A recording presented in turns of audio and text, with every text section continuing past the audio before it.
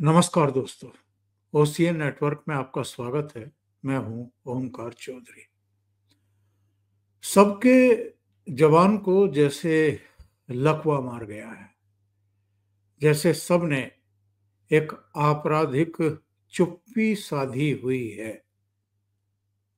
पश्चिम बंगाल में जो कुछ हो रहा है पिछले 5 दिन से लगातार, जिस तरह की आक्रामकता, जिस तरह के हिंसक प्रदर्शन, घरों में तोड़फोड़, हमले, हत्याएं, लोगों को सपरिवार वहां से पलायन करने के लिए मजबूर करना, इस सब पर वो जो हम लोगों को गोदी मीडिया बताते हैं और खुद कांग्रेस की और वामपंथियों की चाटुकारिता में लगे रहते हैं, वो सारा गैंग एकदम आपराधिक चुप्पी साधे बैठा है।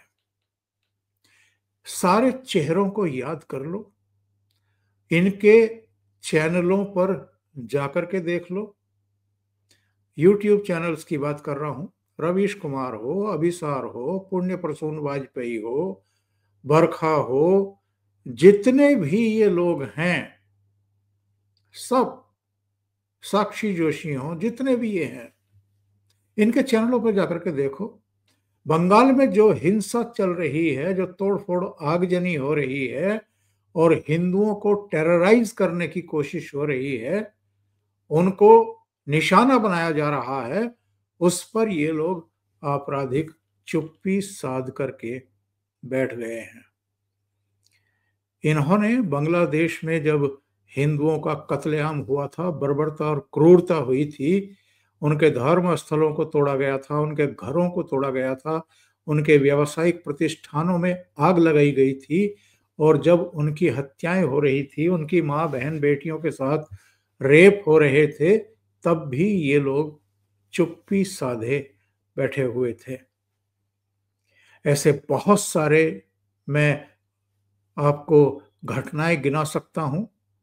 पाकिस्तान में भी जब हिंदुओं पर अत्याचार होते हैं, उनके मंदिरों को निशाना बनाया जाता है, उनको तोड़ा जाता है और हिंदुओं को वहां से पलायन करने के लिए मजबूर किया जाता है, जब उनकी बेटियों को उठा लिया जाता है, जबरन उनका धर्मांतरण किया जाता है और उनसे जबरन निकाह कर लिए जाते हैं, तो भी भारत के ये तथाकथित पत्रकार, मोदी विरोधी पत्रकार, जो हमें गोदी मीडिया बताते हैं, वो आपराधिक चुप्पी साध करके बैठ जाते हैं। और ये पहली बार नहीं हो रहा है कि पश्चिम बंगाल में हिंसा हो रही हो और इन्होंने चुप्पी साधी हो। जब नतीजे आए थे 2021 में, तब भी हमने देखा था। उसके बाद पूरे बंगाल में हिंदुओं को, भारतीय जनता पार्टी के समर्थकों को निशाना बनाया गया था। उनके घर जलाए गए थे, उनकी दुकानें लूटी गई थी, उनको अपने घर बार, अपना जन्म स्थान छोड़ने के लिए मजबूर कर दिया गया था। वो पड़ोसी राज्यों में जाकर के शरण लेने के लिए मजबूर हुए थे। उस समय भी ममता बनर्जी और उनकी पूरी सरकार, शासन, प्रशासन, पुलिस, सब हाथ पर हाथ रखे बैठे थे, मूक दर्शक बने हुए थे। और जो इनका कैडर था टीएमसी का, वो चुन चुन करके भारतीय जनता पार्टी के नेताओं, उनके कार्यालयों, उनके घरों पर, उनकी माँ बहन बेटियों पर हमले कर रहा था। पश्चिम बंगाल हो या देश के दूसरे हिस्से हों, जब शोभा यात्राओं पर अटैक किए जाते हैं, जब पथराव किए जाते हैं, जब आगजनी की जाती है, दंगे फसाद किए जाते हैं, तो भी ये पूरा गैंग, मीडिया का ये पूरा गैंग, इकोसिस्टम जिसको कहते हैं, जिसको लुटियन मीडिया कहते हैं, वो चुप्पी साध करके बैठ जाता है। आप याद कर लीजिए, संभल हिंसा पर इनका एटीट्यूड क्या था, संभल में पथराव पर इनका एटीट्यूड क्या था, जो महू में हुआ मध्य प्रदेश में, तब इनका एटीट्यूड क्या था। और महू में तो कोई ऐसा भी नहीं है कि कोई शोभा यात्रा निकल रही थी। भारतीय टीम चैंपियंस ट्रॉफी जीती थी और वो एक जश्न की मुद्रा में सड़क से जा रहे थे। मस्जिद मस्जिद से निकल करके जिस तरीके से उन पर अटैक किया गया, वो अपने आप में जो है ये शो करता है कि ये लोग भारत की जो खुशियां हैं उनको भी बर्दाश्त करने को तैयार नहीं है। दिल्ली दंगों के समय भी जब ये आम आदमी पार्टी का कारपोरेटर ताहिर हुसैन पकड़ा गया था, या एक वो शाहरुख खान नाम का दंगाई था जिसने पिस्टल तान दी थी एक पुलिसकर्मी पर, उसकी गिरफ्तारी हो, या तमाम, उस समय कपिल मिश्रा को ये लोग टारगेट कर रहे थे कि उन्होंने चूंकि चुनौती दी, भड़काऊ बयान दिए, इसलिए दिल्ली दंगा हुआ। जबकि दिल्ली दंगे के पीछे जो दिमाग थे बाद में वो गिरफ्तार हुए, शर्जिल इमाम से लेकर के और जितने भी ये लोग थे, और बाकायदा कोर्ट में इन पर एफआईआर आरोप पत्र दाखिल हुए हैं, बताया गया, उनका संज्ञान लिया गया, और इनकी कितनी बड़ी साजिश थी। चिकन नेक को काट दो, भारत को दूसरे हिस्सों से काट दो, बांग्लादेश को उधर वहां से उसको भारत का रास्ता बंद कर दो, इस तरह की साजिशें उस समय रची गई थी। लेकिन ये लोग या तो उनका बचाव कर रहे थे और मोदी सरकार पर अटैक कर रहे थे, दिल्ली पुलिस पर अटैक कर रहे थे, या उनके पक्ष में थे। नागपुर में अभी हाल ही में हिंसा हुई है, उस पर भी इन लोगों का जो रुख था, यानी अगर हिंदुओं पर अटैक हो रहा है तो ये चुप्पी साध करके बैठ जाएंगे। हाँ, अगर कहीं किसी मुस्लिम पर अटैक हो गया तब ये आसमान सिर पर उठा करके रख लेते हैं। अभी रवीश कुमार से बीबीसी इंटरव्यू कर रही थी, उसका एक पार्ट मैं आपको सुनवाना चाहता हूं। और बीबीसी जो घोषित रूप से मोदी सरकार विरोधी एक तरीके से एजेंडा चलाती है, चलाती रही है, इसी के लिए वो जानी जाती है, उसका पत्रकार रवीश कुमार से ये सवाल पूछ रहा है कि 2014 से ही आपके बारे में ये परसेप्शन है कि आप सिर्फ और सिर्फ सरकार का विरोध कर रहे हैं, तो क्या किसी पत्रकार को उसके बारे में जो परसेप्शन बनता है उसको संतुलित नहीं होना चाहिए? अब देखिए रवीश ने कितना वाहियात जवाब दिया है, सुनिए। आप एक छवि की बात करें, अगर एक परसेप्शन की बात रवीश जी करते हैं, परसेप्शन यही है कि रवीश कुमार जी सरकार के खिलाफ मुखर रूप से बोलते चले आए। फिर से मैं बतौर पत्रकार, क्या एक पत्रकार की छवि बैलेंस जर्नलिस्ट की नहीं होनी चाहिए बनिस्बत सिर्फ मुखर विरोधी होने? मेरी सारी आलोचनाएं बैलेंस है। अगर आप देखें तो कोई प्रोग्राम स्पेसिफिक बात नहीं करना चाहता है ना? और सरकार तो एक ही थी जो केंद्र की सरकार थी। अब उसको बैलेंस करने के लिए मैं भारत के 28 राज्यों में मैं घूमूं और वहां की खबरें करूं, तो ये तो जाती है ना कि एक पत्रकार से आप उम्मीद कर रहे हैं कि हर वो खबर वही कर दे ताकि वो अपने आप को बैलेंस साबित करे। इससे ज्यादा वाहियात जवाब नहीं हो सकता है कि साहब मैं क्या अपने आप को बैलेंस साबित करने के लिए 28 राज्यों में घूम घूम करके रिपोर्टिंग करूं? क्या ये एक ही आदमी कर सकता है? अरे भाई, मोदी सरकार की आलोचना भी आप दिल्ली में ही बैठ के करते हैं और दिल्ली में ही पत्रकारिता करते रहे हैं। प्राइम टाइम भी यहीं बैठ करके आप पेश करते थे। तो राज्यों के बारे में तो यहाँ दिल्ली में तो सैकड़ों हजारों पत्रकार हैं जो पूरे देश की रिपोर्टिंग करते हैं, लेकिन आपने एक एजेंडा तय कर लिया है और आप उस एजेंडे पर काम कर रहे हैं। सीएए के खिलाफ जब ये आंदोलन चल रहा था, जगह जगह हिंसा हो रही थी, पथराव हो रहे थे, दंगे हो रहे थे, लोग तोड़फोड़ कर रहे थे, तब की इनकी भूमिका आप जरा जांच लीजिए। शाहीन बाग में इनका किस तरीके से मेला लगा हुआ था सारे पत्रकारों का। जो कानून तोड़ रहे थे, सड़क रोक करके बैठे हुए थे, जहरीले बयान भाषण दे रहे थे, झूठ बोल रहे थे कि मुसलमानों की नागरिकता छीन ली जाएगी, ये सब उनकी रिपोर्टिंग कर रहे थे। उनके साथ खड़े हुए दिखाई दे रहे थे। और मैं ऐसे भी बहुत सारे वाकये आपके सामने रख सकता हूं जब फिर से इन्होंने चुप्पी साध ली। याद करिए, जब संदेश खाली हुआ पश्चिम बंगाल में, दलित महिलाओं के ऊपर रेप और अत्याचार की घटनाएं हुई, जब आरजी कर मेडिकल कॉलेज में उस अप्रेंटिस डॉक्टर बेटी पर रेप हुआ और उसकी हत्या कर दी गई, तब इनकी भूमिका क्या थी? ये तब भी आपराधिक चुप्पी साध करके बैठे हुए थे। अभी स्वामी रामदेव ने कुछ रूह अफ़ज़ा के बारे में कह दिया,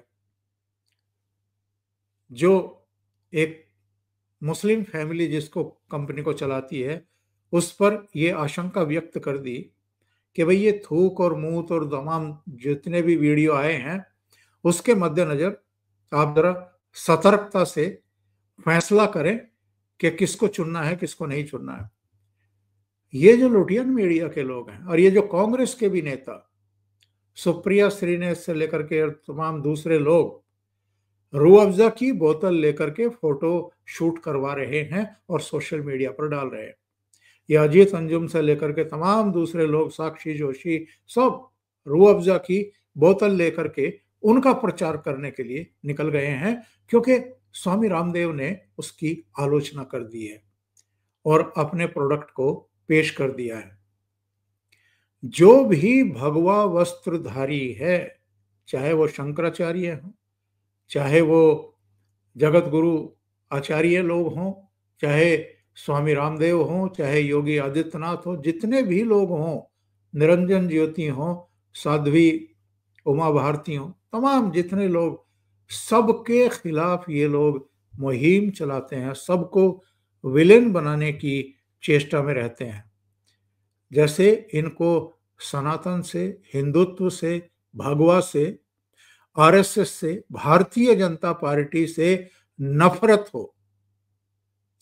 और कांग्रेस जिसका नेतृत्व दीनहीन अवस्था में है, जो कांग्रेस को लगातार देश की जनता ठुकरा रही है, नकार रही है, उस कांग्रेस का हर छोटा मोटा इवेंट, बयान राहुल गांधी का, उस पर ये प्रोग्राम जरूर बनाते हैं। प्रधानमंत्री नरेंद्र मोदी अगर कहीं पूजा पाठ करते हैं, महाकुंभ में जाते हैं,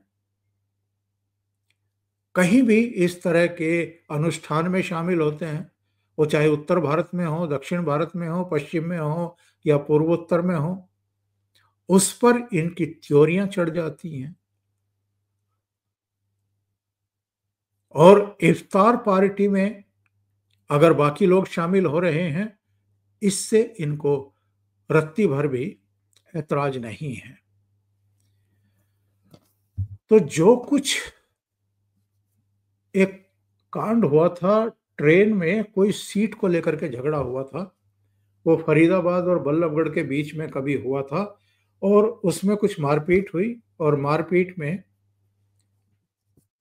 किसी को चोट आई थी या किसी की डेथ हो गई थी, उसको हिंदू मुस्लिम बना करके पेश किया था इन लोगों ने।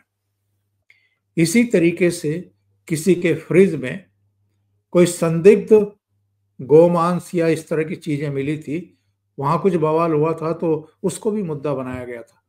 और जरा याद करिए उस समय क्या कहा गया था, असहिष्णुता, इंटॉलरेंस, उसको लेकर के एक अवार्ड वापसी गैंग सामने आया था। उसमें सो कॉल्ड बुद्धिजीवी, साहित्यकार, फिल्मकार, एक पूरा गैंग था जो कांग्रेस और यूपीए सरकार के समय लाभार्थी था। अलग अलग मंचों पर उनको लाभ दिए गए थे, उनको पद बांटे गए थे, सौंपे गए थे। वो सब अवार्ड वापसी की घोषणाएं कर रहे थे ताकि मोदी सरकार को पूरी दुनिया में बदनाम किया जा सके। और ये जिनका मैं जिक्र कर रहा हूं कि ये बंगाल की हिंसा पर, पलायन पर रोती हुई महिलाओं के चेहरों पर कुछ नहीं बोल रहे हैं, ये लोग कब बोले?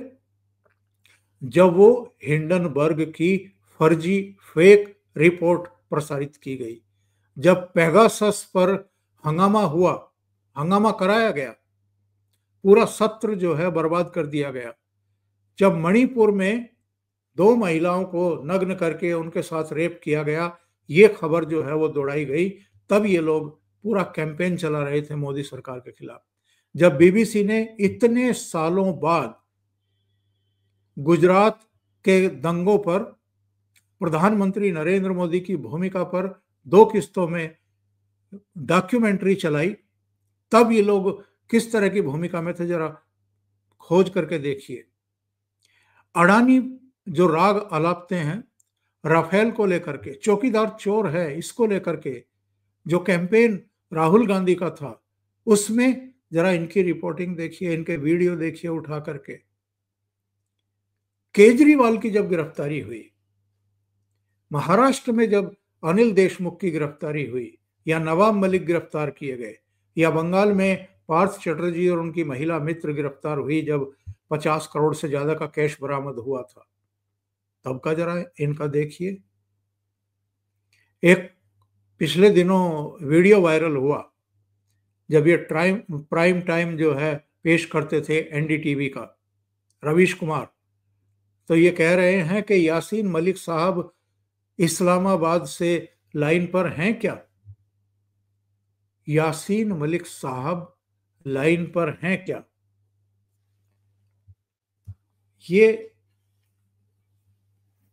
ऐसे लोगों को हीरो बनाते हैं, उनके इंटरव्यूज उनको प्रमोट करते हैं, जिनको इस देश की राजनीति के बारे में, अर्थनीति के बारे में, रक्षा नीति के बारे में, विदेश नीति के बारे में कुछ पता नहीं है। और जो सरकार एक्चुअल में काम करके दिखा रही है, देश दुनिया में एक साख बना रही है, जो इकोनॉमी को 11वें नंबर से 5वें नंबर पर लेकर के आई है, और जिसका कहना है कि 2027-28 तक तो हम 3rd लार्जेस्ट इकोनॉमी हो जाएंगे, जिसने काम करके दिखाया है, लोगों का जीवन बदल के दिखाया है, ये उसके खिलाफ मुहिम चलाते हैं। और जो ममता बनर्जी सीधे सीधे दिखाई दे रही है कि वोटों की तुष्टीकरण के चक्कर में अगर कट्टरपंथी मुस्लिम बेवजह वहां के हिंदुओं को निशाना बना रहे हैं, उनको पलायन करने के लिए मजबूर कर रहे हैं, उनकी हत्याएं कर रहे हैं, पिता पुत्र जो देवी देवताओं की मूर्ति बनाते थे उनकी निर्मम हत्या हुई है मुर्शिदाबाद में, उस पर एक शब्द ये लोग बोलने को तैयार नहीं है। और क्यों बोलने को तैयार नहीं है? क्योंकि राजदीप सरदेसाई की पत्नी को तो टीएमसी ने ही उपकृत किया है राज्यसभा में भेज करके, तो राजदीप सरदेसाई क्यों बोलेगा? और बाकी भी क्यों बोलेंगे साहब, जब इस तरह के लाभ उन्हें होते हुए दिखाई देते हैं। और ममता बनर्जी, उनके खिलाफ तो ये बिल्कुल भी नहीं बोल सकते, राहुल गांधी के खिलाफ तो बिल्कुल भी नहीं बोल सकते, क्योंकि 2 ऐसे चेहरे हैं जो 2029 में नरेंद्र मोदी के खिलाफ विपक्ष की तरफ से चेहरे हो सकते हैं। तो नरेंद्र मोदी को जो हटा सकते हैं, उनके राज्य में तो उनके लिए 100 खून माफ है। Bharatiya Janata party ruled state में कहीं कोई छोटी मोटी घटनाएं भी हो जाती है तो ये लोग कैसा माहौल बनाते हैं अपने वीडियोस के जरिए, प्रोग्राम के जरिए, और किस तरह की बातें करते हैं, वो अपने आप में ये सोचने के लिए मजबूर करती है कि ये पूरी तरीके से कांग्रेस, वामपंथियों और इंडी अलायंस के नेताओं की गोद में बैठे हैं। तो असली गोदी मीडिया ये हैं। अभी के लिए इतना ही। बहुत बहुत धन्यवाद। अगर आपको ये चैनल और इसके कंटेंट पसंद आ रहे हैं तो लाइक करें, कमेंट करें, वीडियो को शेयर भी करें। अभी तक अगर आपने ये चैनल सब्सक्राइब नहीं किया है तो सब्सक्राइब कर लें। साथ में लगे बेल आइकॉन को दबाना ना भूलें ताकि आगे आने वाले वीडियो और उनके नोटिफिकेशन आप तक पहुंचते रहें। बहुत बहुत धन्यवाद। नमस्कार।